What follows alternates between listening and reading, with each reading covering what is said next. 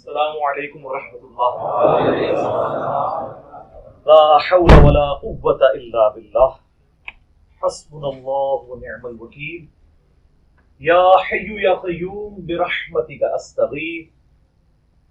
لا الہ الا انت سبحانک انی کنت من الظالمین.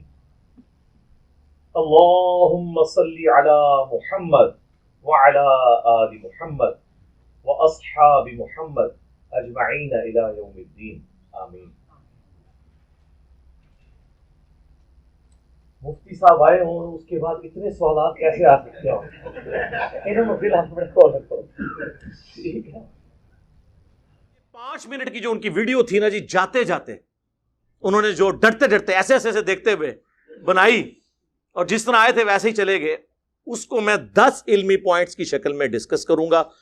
اس کے جو ان کے جو فرامین ہیں نا ان کی شرح بیان کروں گا. علمی پوائنٹ نمبر 1، انہوں نے کہا میں 22 گھنٹے کا سفر کر کے آیا، کتابوں کا بورا اٹھا کے لایا. اور میں نے 48 گھنٹے پہلے یہ ریکارڈ کروایا تھا کہ میں اسپیشل کراچی سے جہلم آیا ہوں، اور آپ کو پتہ ہے جہلم کراچی سے 20-22 گھنٹے کا سفر ہے، کافی دور ہے جہلم. اور میرا مقصد صرف اور صرف انجینئر صاحب سے ایک محبت کے ساتھ ایک اچھے ماحول میں بات چیت کرنا تھا. کتابوں کا پورا بورا لے کر آیا تھا میں، لیکن بہت افسوس سے کہنا پڑتا ہے کہ اتنی زیادہ غیر ذمہ داری کا ثبوت دیا جس کی ہمیں توقع نہیں تھی. لوگ کہہ رہے ہیں فتح تھی، ان کے چہرہ پھر لٹکا ہوا کیوں تھا؟ انہوں نے اپنی انسلٹ کیوں فیل کی کہ میں اتنی بڑی شخصیت آیا اور انجینئر صاحب نے مجھے ملے؟ سر اسی وہ کاٹتے نہیں ہیں. لیکن مجھے افسوس ہے، واللہ میری کبھی خواہش نہیں تھی. اتنا سافٹ شکار میرے ہاتھ سے نکل گیا، لیکن وہ حرکت ہی ایسی کی کہ جس میں پھر انوالومنٹ دوسرے مسئلوں کی ہوگی، لیگل ایشوز انوالو ہو گئے، وہ میں پہلے بتا چکا ہوں. یہ ان کا سفید جھوٹ ہے کہ 22 گھنٹے کا سفر کر کے آئے. یہ بائی ایئر آئے ہیں، وہ 2 گھنٹے کا سفر ہے. سمجھ آئی؟ یہ جھوٹ بولا. 22 گھنٹے کا تو میرے جیسے غریبوں کا سفر ہوتا ہے نا. اور کہا جی گاڑی میں وہ گاڑی اسلام آباد سے جہلم تک آئی تھی، تو 1.5 گھنٹہ 2 گھنٹہ یہ لگا لیں، 4 گھنٹے کا ٹوٹل سفر ہے. پکڑے کیسے گئے یہ جب ایئرپورٹ اترے وہاں ہمارے اسٹوڈنٹس تو ہر جگہ بکھرے ہوئے ہیں، انہوں نے ان کو دیکھ لیا، پاس گئے. یہ سر ہمارا ہی حوصلہ ہے. میں نے سب کو کہا ہوا ہے کہ ہر بندے کی رسپیکٹ کرنی ہے. وہ مفتی صاحب کو ملے اور کہا کہ مفتی صاحب آپ اسلام آباد آئے ہیں تو پھر انجینئر صاحب سے ملیں گے. کہتے ہیں ان کو ساتھ ہی رنگ فاق ہو گیا کہ انہوں کس طرح پتہ لگ گیا. صاحب کشف تے نہیں کدھر انجینئر صاحب بندہ بھیجتا ہے انہوں نے، وہ ہر جگہ بندے بھیجے نے بھائی. پھر انہوں نے کہا مفتی صاحب آپ کے ساتھ سیلفی لینی ہے. انہوں نے سیلفی بھی لے لی اور وہ سیلفی انہوں نے ہمیں بھیجی ہوئی ہے. لا دیں یہ ویڈیو، لا دیں لا دیں لا دیں لا دیں لا دیں لا دیں. سر ہوا کچھ یوں تھا اس دن کہ سوموار والا دن تھا، 4 تاریخ تھی، اور 2:35 پہ نا میرے بھائی کی فلائٹ تھی. ریاض سے اسلام آباد آ رہے تھے، تو ہم وہاں پہ باہر انتظار کر رہے تھے کیونکہ نا آج کل وہ کرونا کی وجہ سے نا وہ ایئرپورٹ کے اندر نہیں جانے دیتے، ریسیونگ کے لیے آپ کو باہر کھڑا ہونا پڑتا ہے. تو اچانک میری پیچھے نظر پڑی تو کافی لوگ سیلفیاں لے رہے تھے.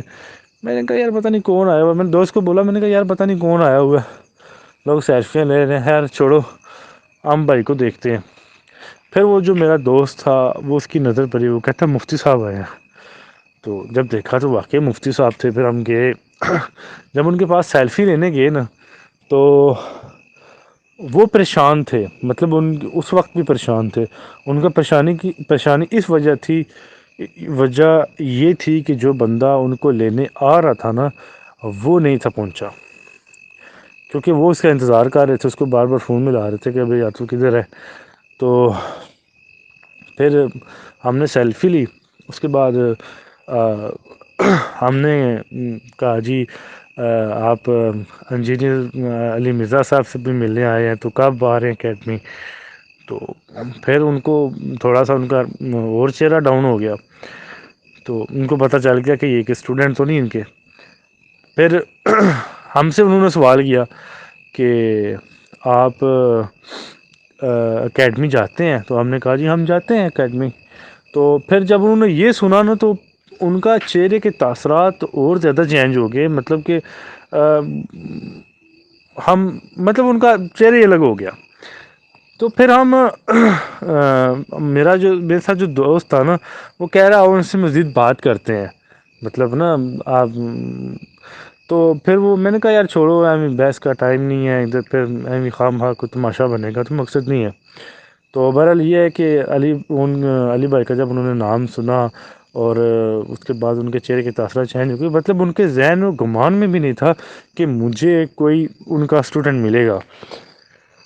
اصل میں مسئلہ ان کا یہ ہوا کہ وہ ایئرپورٹ کے باہر آ گئے اور جو بندہ ان کو لینے آنا تھا وہ ابھی تک پہنچے ہی نہیں، اس کو لگاتار وہ فون کر رہے تھے۔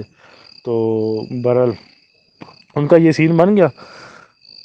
تو پھر تھوڑی دیر بعد مطلب ہم وہاں پہ تھوڑی دیر کھڑے ہوئے، پھر ہم واپس آ گئے بائک کی طرف۔ میں نے کہا یار یہ نہ ہو ہمیں بھائی دیکھتا آ رہے، ہم ادھر کھڑے رہے۔ پھر کافی دیر بعد ان کا وہ بندہ آیا کوئی لینے کے لیے، پھر اس کو ملے، پھر اس کے ساتھ چلے گئے۔ بہرحال ہم سے یہ مسٹیک ہوئی ہے کہ ہم آپ سے رابطہ نہیں کر سکے، آپ کو بتا نہیں سکے۔ اس کی وجہ یہ تھی کہ ہمیں ایک یہ ٹینشن تھی ہم نے نیچے جانا ہے، بھائی پتہ نہیں کس راستے سے اوپر آ جائے، وہ ہمیں ڈھونڈتا رہے ہیں، میں ان کو ڈھونڈتا رہا ہوں، موبائل ان کے پاس سم بھی نہیں ہے پاکستان والی۔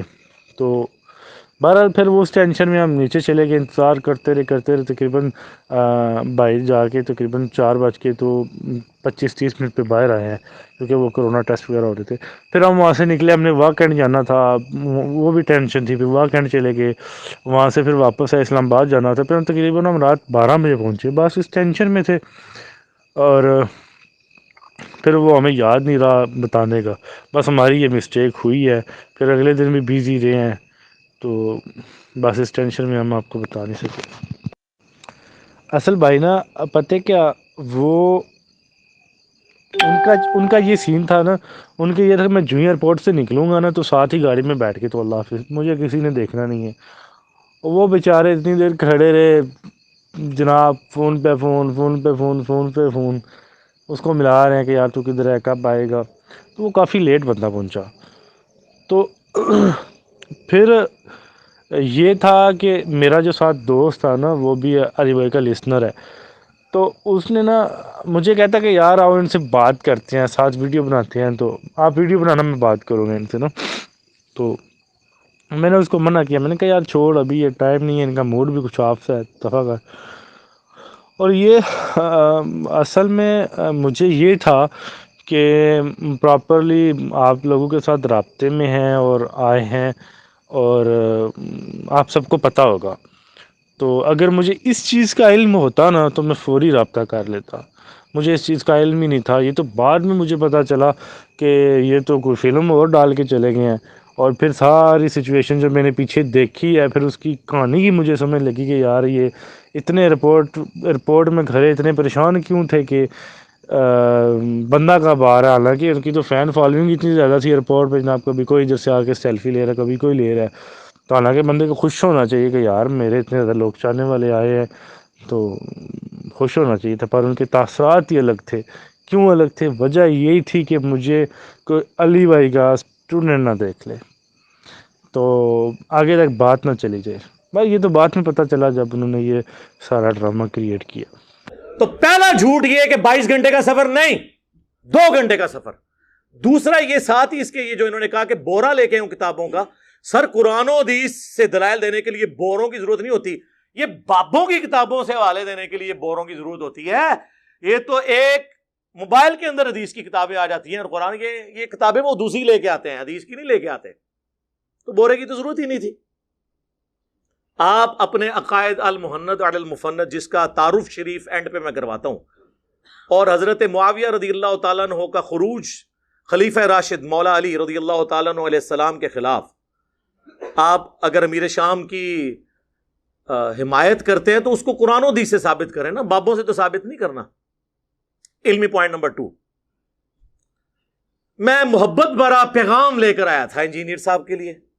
یہ محبت بھرا پیغام یہ ہوتا ہے کہ آپ جناب جا کے چوک میں کھڑے ہو کے اس طرح ویڈیو بنا کے 48 گھنٹے کا آپ کہتے ہیں 48 گھنٹے کا ٹائم ہے، جس طرح ڈاکٹر طاہر القادری صاحب کنٹینر تک کھلوتے ہیں سن، یہ محبت بھرے پیغام؟ بھائی 1 سال سے آپ کا ایڈمن ہمارے ایڈمن کے ساتھ رابطے میں ہے، ہمارے فون نمبرز آپ کے پاس موجود ہیں، آنے سے پہلے حمزہ علی باسی بھی تو آئے ہیں، حسن الیاس ان کے ساتھ آئے ہیں، 2-3 دفعہ ان سے ٹائم طے ہونے کے بعد وہ یہاں پہ تشریف لائیں. ایک طریقہ ہوتا ہے آنے کا, یہ طریقہ ہوتا ہے آنے کا. محبت بھرا پیغام اس طرح لایا جاتا ہے. اور پھر اس محبت بھرے پیغام میں جو زہر چھپا ہوا ہے, کہ جس بنیاد میں میں نے آپ کو بلایا تھا کہ میں نے آپ کے ساتھ اکیلے بات کرنی کیمرہ مین کی موجودگی میں, یا مفتی تقی عثمانی صاحب ساتھ بیٹھ جائیں, تیسرا کوئی بندہ نہیں. آپ نے اس کو وائلیٹ کیا اور کہا کہ 6 سال میرے ساتھ بندے ہوں گے, جس میں ایک مولوی کا بھی نام لے لیا جو 11 سال سے ایڑیاں رگڑ رہا ہے کہ انجینئر صاحب کے سامنے بیٹھ جاؤں. تو میں نے کہا بھی تیری تو ویورشپ سینکڑوں میں بھی نہیں ہے, بڑے کو بلاؤ. اور اس کو پتا تھا میں جب 6-7 کا نام لوں گا تو یہ بیٹھنے کے لیے, آپ کو میری شرائط نہیں پتا. دوسرا میں نے 1.5 گھنٹہ المؤنت میں بات ہوگی, 1.5 گھنٹہ باقی مسائل پہ حضرت معاویہ رضی اللہ تعالیٰ عنہ, ٹھیک ہے وہ تو ہم نے پہلے مانا ہوا ہے, اس کو آپ المؤنت کے کھاتے میں ڈالیں کیونکہ آپ عقیدے کا مسئلہ. اور 1.5 گھنٹہ باقی مسائل میں دیوبندیوں کے سارے مان لوں گا فروئی, اگر وہ اپنے عقیدے المؤنت والے اور حضرت معاویہ رضی اللہ تعالیٰ عنہ کا مولا علی علیہ السلام کے خلاف خروج کو حق ثابت کر دیں قرآن و حدیث کی روشنی میں بغیر دلیل کے آپ کے عقیدے مان لوں گا. جس میں بار بار کہتا ہوں, جب تک قادیانی ختم نبوت کو نہیں مانتے ان سے رفع الیدین پہ بات نہیں ہوگی. وہ رفع الیدین نہیں کرتے, میں کرتا ہوں. تو میں اب ان کو یہ نہیں کہوں گا کہ تم حنفیت چھوڑ دو, وہ حنفی ہیں, انہوں نے اپنی ویڈیو میں کہا ہوا ہے ہم حنفی ہیں.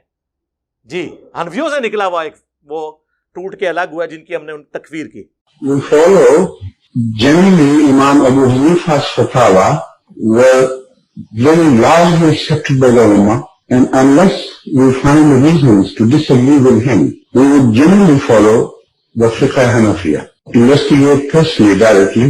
The